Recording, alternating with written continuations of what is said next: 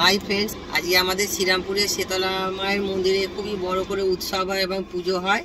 সেই মাকে দর্শন করার জন্য যাচ্ছি। এবার দেখি মা তো এসে গেছে, এবার দর্শন করা যায় কিনা বুঝতে পারছি না। আমি প্রচুর মেলা বসে এই পুজোতে, দেখা যাক গিয়ে কি দেখতে পাই, গিয়ে আপনাদের দেখাবো।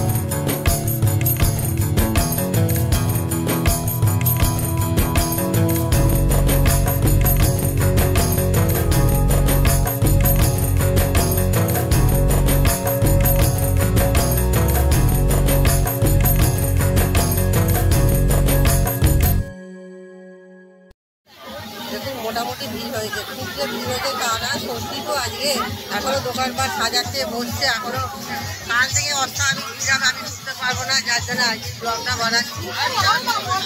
কালকে এই রাস্তায় হাঁটা খুব মুশকিল হয়ে যাবে, যার জন্য আমি আজকে চলে এলাম। দেখা যাক, ঘুরতে ঘুরতে বললো তো আর ঘন্টা খানেকের মধ্যে মাকে সাজানো হয়ে যাবে। যাওয়ার সময় দর্শন করে যাবো মাকে একবার।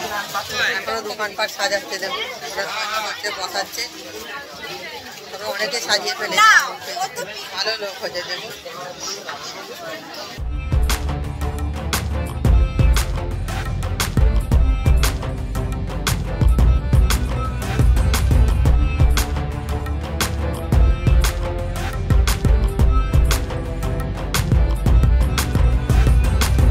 দেখুন আজ মোটামুটি ভিড় হয়েছে, ষষ্ঠীর দিন তো, তা আমি বলবো ভালোই ভিড় হয়েছে ষষ্ঠীর দিন জন্যও।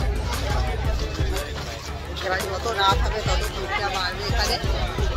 আমি ভিড়ের ভয়ে কাজে চলে এসেছি, কেন কাল রোববার ষষ্ঠী ভিড় হবে, তারপর দিন অষ্টমী, সেদিনকে এই রাস্তাতে হয়তো কাটাই যাবে না আগে যেভাবে পাচ্ছি। সেই জন্যে আজকে আমার আশা। এখন যতক্ষণ 7:30 বাজে, ফাঁকা আমি বলবো তা কিন্তু নয় একদমই। এবার যত রাত হবে তত ভিড়টা কিন্তু আসবে।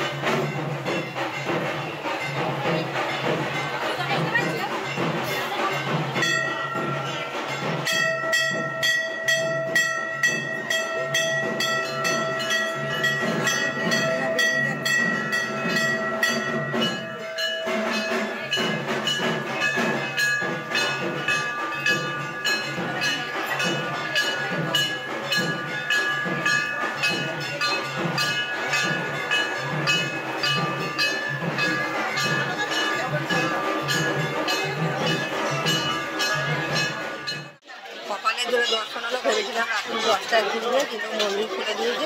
মা মাকে সুন্দর সাজিয়ে গুজিয়ে সকলের জন্য খুলে দিল, আমরা দর্শন করলাম।